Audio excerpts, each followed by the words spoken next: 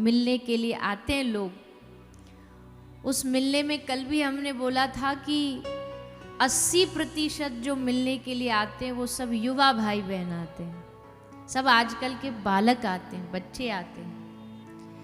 तो हमको देख कर के बड़ी प्रसन्नता होती है कि चलो भैया देश सुरक्षित हाथों में है, हमारे देश का भविष्य युवाओं के हाथों में, और युवा आज धर्म से, कथा से जुड़ रहा है। हमारे लिए इससे बढ़िया बात और कोई हो नहीं सकती।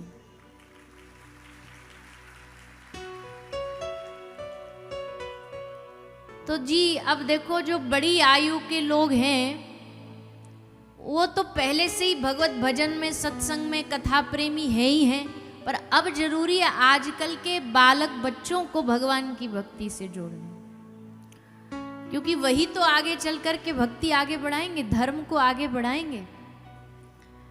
तो खूब आनंद आपके करेरा में, जिस भी गली से गुजर जाओ सब बड़े भाव श्रद्धा से लोग प्रेम दे रहे हैं, खूब आनंद बरस रहा है।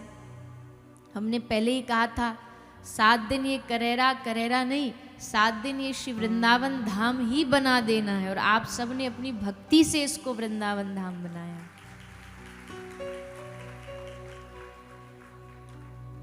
तो ये कथा का फल यही है, कथा का रस यही है कि यहाँ हर वर्ग का व्यक्ति आए, यहाँ बालक भी आए, यहाँ युवा भी आए, यहाँ बूढ़ा भी आए, यहाँ साधु सन्यासी भी आए, यहाँ ब्रह्मचारी भी आए, यहाँ गृहस्थी भी आए, और सब लोगों को कथा अपनी जैसी लगे। ब्रह्मचारी गृहस्थी सुने तो गृहस्थी जैसी लगे, सन्यासी सुने तो उसे लगे तो हमारे लिए है, कोई बच्चा सुने तो उसे लगे तो हमारे लिए बताया जा रहा है कि जीवन में ये करो वो करो, और कोई बड़ा सुने तो उसे भी लगना चाहिए कि ये तो हमारे लिए बातें बताई, क्योंकि कथा सर्वजन के लिए कही जाती है, किसी एक व्यक्ति विशेष के लिए नहीं है। अब देखो आज कथा आरंभ हुई, हमको तो खूब आनंद आया। एक ये नया ब्याह वाला जोड़ा आया है, नई बहू आई है हमारी बेचारी। अब ये भी सोच रही हूँ ब्याह हुआ नहीं कि कथा में लाके बिठा दी, पर चलो अब कोई कहे भाई गृहस्थियों का क्या काम, यहाँ आकर के ब्याह करके कहीं जाओ अपना, लेकिन यहाँ कथा में बोले नहीं, यही तो जीवन है। जब गृहस्थ धर्म का आरंभ, गृहस्थ धर्म की शुरुआत भक्ति से होगी, सत्संग से होगी, क्योंकि भैया मकान अच्छा तब मजबूत तभी बनेगा जब नींव मजबूत होगी। आजकल नींव मजबूत नहीं है लोगों की। आज की जो पीढ़ी है, आज की जो जनरेशन है, उसकी नींव मजबूत नहीं है। नींव मजबूत होने का मतलब है कि जीवन में भजन नहीं है, भक्ति नहीं है, अध्यात्म नहीं है, इसलिए चंद छोटी छोटी बातों पर निराश हो जाते हैं, हताश हो जाते हैं, परेशान हो जाते हैं। 10वीं क्लास के बालक बताओ फांसी पे लटक के आत्महत्या कर ले रहे हैं, इससे बड़ी दुख की बात और क्या हो सकती है। क्या जाने वो 14-15 साल का बच्चा की जीवन में, 14-15 साल के बच्चे पहले के समय में उनको खेलने से फुर्सत नहीं मिलती थी। 14-15 वर्ष की आयु में तो आदमी इधर उधर भागता, नानी घर, मामा घर, आज यहाँ आज वहाँ, अब गिल्ली डंडा, अब बैट बॉल, इसी में जीवन निकल जाता था।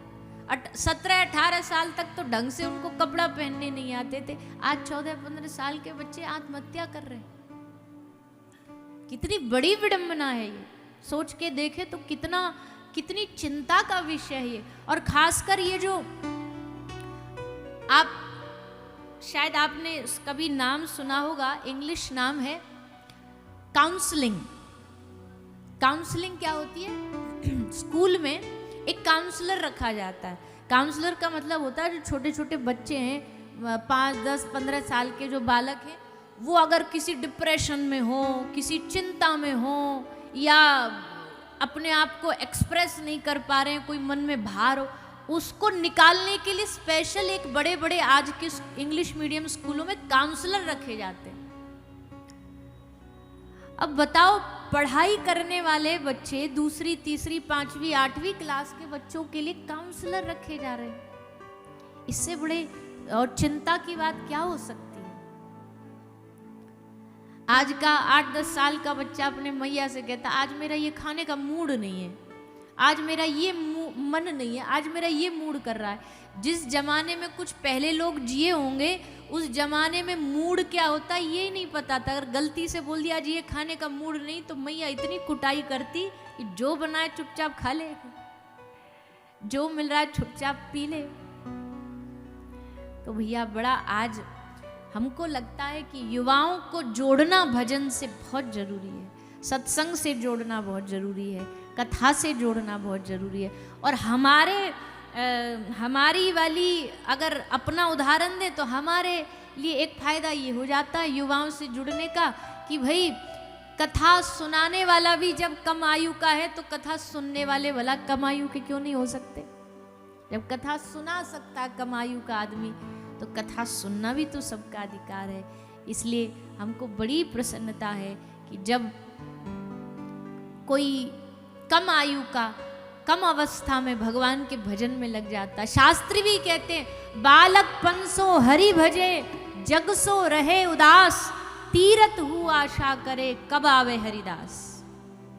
बालकपन सो हरि भजे, जो बच्चा बचपन से भजन करे ना तो तीर्थ भी आशा करते हैं कि ये भगवान का दास कभी हमारे पास आ जाए, हम इसका दर्शन करके अपने आप को कल्याण कर लें अपने।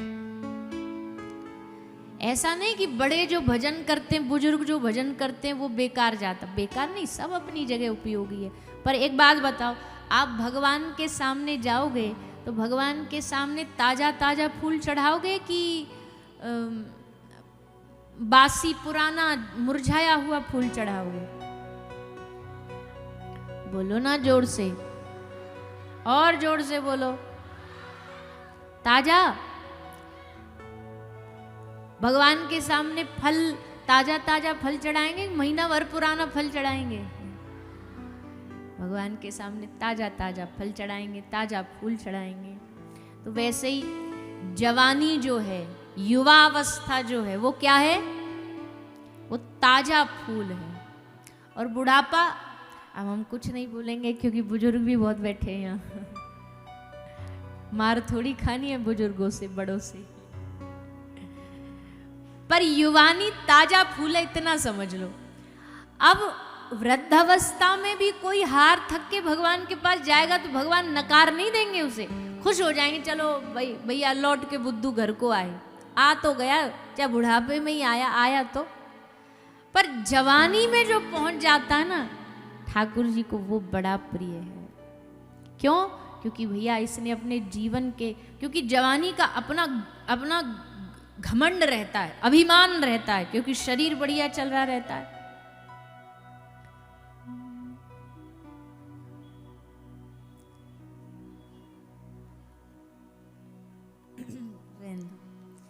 तो बालकपन जो होता है, बाल्यकाल जो होता है वो ताजा फूल होता है। इसको जो भगवान में लगा दे उससे बड़ा भगवान का कोई भक्त रसिक नहीं हो सकता।